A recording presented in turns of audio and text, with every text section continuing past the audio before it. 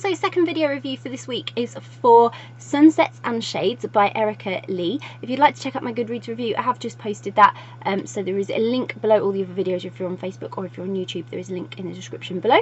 And this is a video review. So Sunsets and Shades by Erica Lee. Oh, this was totally adorable.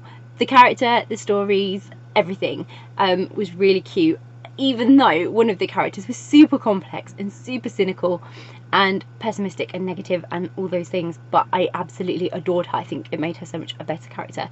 So it's basically a story where Kinsley Scott, who is a lesbian romance author writing under a pseudonym, a pen name of Laurel Lake, her roommate Leah has her childhood best friend come to stay, who is a massive fan of Laurel Lake, obviously expects a certain type of persona from Kinsley based on the books she writes, and the problem for Kinsley is that when Grace arrives, they instantly grate on each other's nerves, but you know, they have a connection in some ways because that conflict between them creates a nice little bit of tension, and Leah, basically she's that glue that sort of holds them together, makes them sort of butt heads, and makes them try to get on, because her roommate and her childhood best friend have to be friends, obviously, because you can't have friends with conflict. That just doesn't work for people. So I totally understood where Leah was coming from, and I loved her little sort of pushing them together.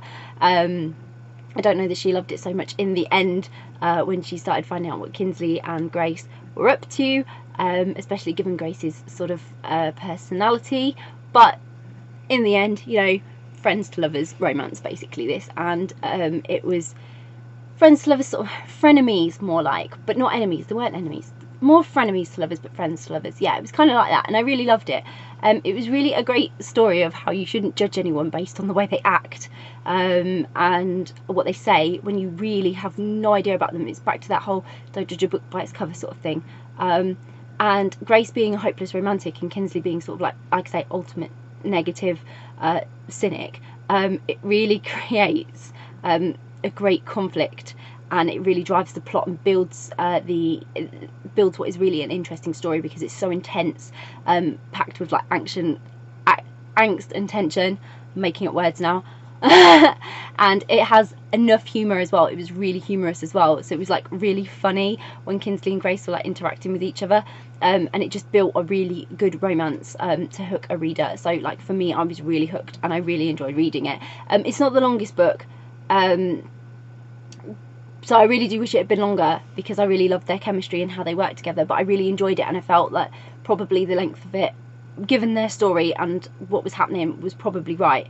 And I loved the way that nothing is ever as simple as it first seems, and once you get to know a person, you really can understand them. That's what Grace and Kinsley's relationship really is.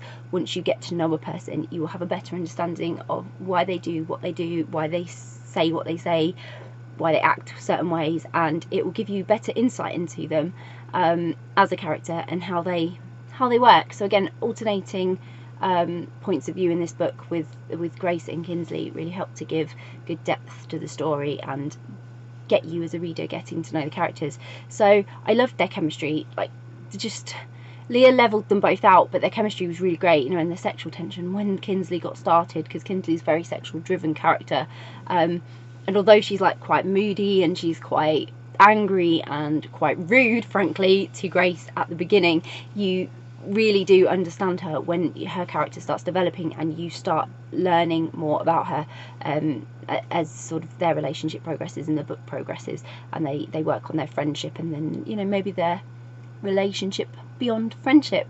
But you know, deep down, we're all hopeless romantic, even Kinsley, even if she would like to deny it. I totally understand how heartache and all that can really, you know, taint a person's view on it, but Kinsley was just brilliant in showing a very realistic portrayal of someone who's been hurt, and you know, she's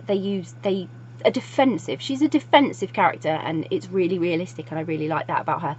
This really was a very good romance. It had me laughing so much, and I really felt this connection with the characters, their story and everything going on, so I really enjoyed it. I'll pop a link in the description so you can go and grab a copy of Sunsets and Shades by Erica Lee.